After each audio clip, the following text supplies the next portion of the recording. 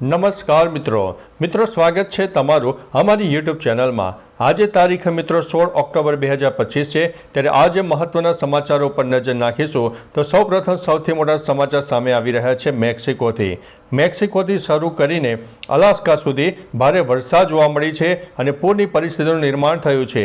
અનેક ગામો મિત્રો જળમગ્ન પણ થઈ ગયા છે।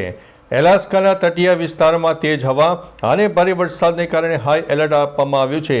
રાષ્ટ્રીય મોસમ સેવાના સમુદ્રીય પૂર્વ અનુમાન પ્રમાણે ગલ્ફ ઓફ એલાસ્કા અને કોડિયાક દ્વીપ પર કુક ઇનવેર જેવા વિસ્તારોમાં તોફાનની ચેતવણી આપવામાં આવી છે।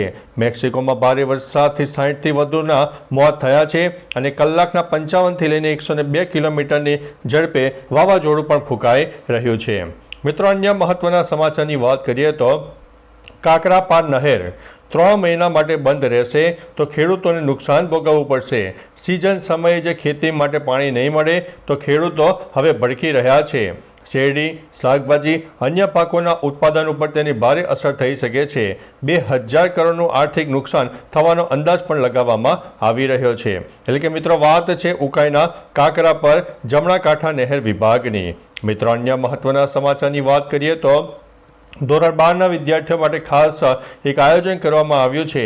ખાસ કેસમાં સરકારે મંજૂરી આપી દીધી છે।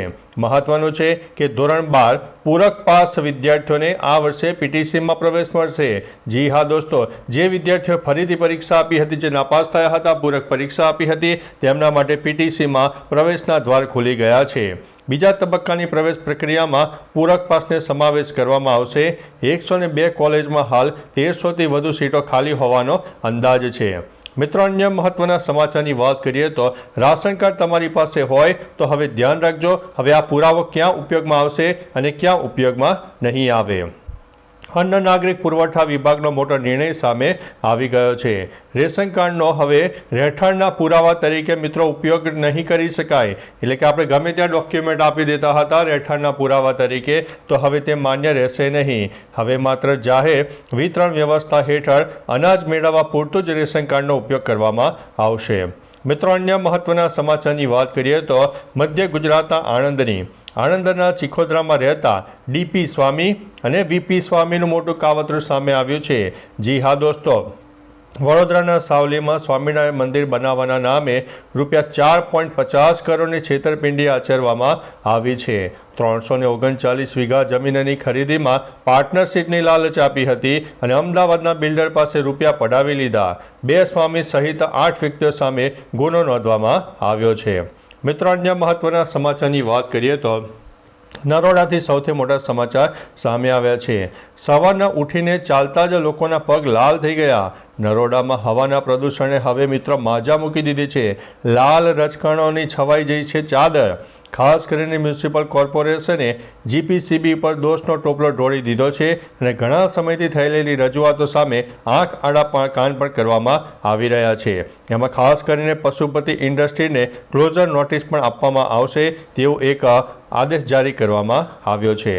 મિત્રો, હવે વાત કરીએ તો દિવાળી વેકેશનની પ્રાઇમરી ઉપરાંત માધ્યમિક સહિતની તમામ સ્કૂલોમાં આજે તારીખ મિત્રો 16 ઓક્ટોબરથી વેકેશન જારી કરવામાં આવ્યું છે અને કોલેજ અને યુનિવર્સિટીઓમાં આવતીકાલે તારીખ 17 ઓક્ટોબરથી દિવાળી વેકેશન રહેશે। ગુજરાત બોર્ડની સ્કૂલોમાં 6 નવેમ્બરથી અને યુનિવર્સિટી અને કોલેજોમાં 4 ડિસેમ્બરથી દ્વિતીય સત્રનો પ્રારંભ થશે। મિત્રો, અન્ય મહત્વના સમાચારની વાત કરીએ તો એએમટીએસ બસને લઈને સૌથી મોટા સમાચાર સામે આવી ગયા છે। દિવાળી સમયે લોકો ખરીદી કરી શકે એ માટે સરકારનું મોટું આયોજન સામે આવ્યું છે। એએમટીએસ બસમાં ધનતેરસથી લઈને દિવાળી સુધી લોકો મફતમાં મુસાફરી કરી શકશે। એટલે મિત્રો, એક પણ પૈસો ચૂકવવાનો નથી। અમદાવાદ શહેરમાં રોજના 800 બસમાં સરેરાશ 5.50 લાખ લોકો મુસાફરી કરતા હોય છે।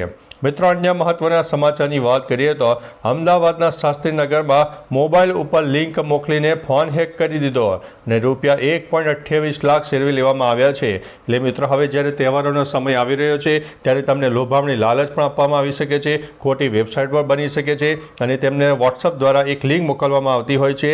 એ લિંકને દબાવતા જ તમારો ફોન આખે આખો હેક થઈ જાય છે અને જે બીજા બાજુ છે તમારા ખાતામાંથી પૈસા ઉઠાવી લેતા હોય છે।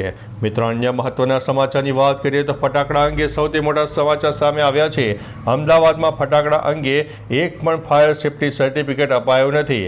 વેચાણ અંગે માત્ર 18 અરજી મ્યુનિસિપાલિટીને મળી છે। નિયમોના અર્થઘટનને લઈને અસમંજસ પણ જોવા મળી રહ્યું છે। શહેરીજનોની સલામતી કોના ઇશારે હવે?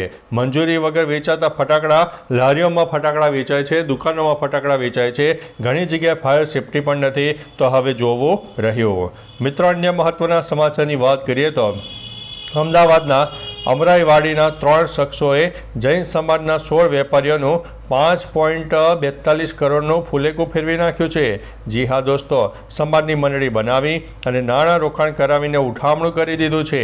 જૈન કેપિટલ અને દિશા એન્ટરપ્રાઇઝ નામની પેઢીના માલિકે વિશ્વાસ કેળવીને છેતરપિંડી આચરતા વસ્ત્રાલના વેપારીએ ફરિયાદ નોંધાવી છે। મિત્રો અન્ય મહત્વના સમાચારની વાત કરીએ તો પાકિસ્તાનથી સૌથી મોટા સમાચાર સામે આવી ગયા છે। પાકિસ્તાન સૈન્યનો નિર્દોષ નાગરિકો પર હવાઈ હુમલો જોવા મળ્યો છે, જેમાં 15 વ્યક્તિઓના મોત થયા છે। જી હા દોસ્તો, અફઘાન અને તાલિબાન સામે પાકિસ્તાન ઝૂક્યું। 48 કલાક માટે શસ્ત્ર વિરામ જારી કરવામાં આવ્યો છે। મિત્રો અન્ય મહત્વના સમાચારની વાત કરીએ તો અવકાશથી સૌથી મોટા સમાચાર સામે આવી ગયા છે। હવે માત્ર પૃથ્વી પર જ ટ્રાફિક જામની સમસ્યા નથી। જી હા દોસ્તો, અવકાશમાં પણ ટ્રાફિક જામ થાય છે। અવકાશમાં સેટેલાઇટનો ટ્રાફિક જામ થતાં અકસ્માતોની સંભાવના હવે વધી રહી છે। દાયકાના અંત સુધીમાં પૃથ્વીની ફરતે પ્રદક્ષિણા કરતા ઉપગ્રહોની સંખ્યા 70,000નો આંક વટાવી જશે તેવું અનુમાન લગાવવામાં આવી રહ્યું છે।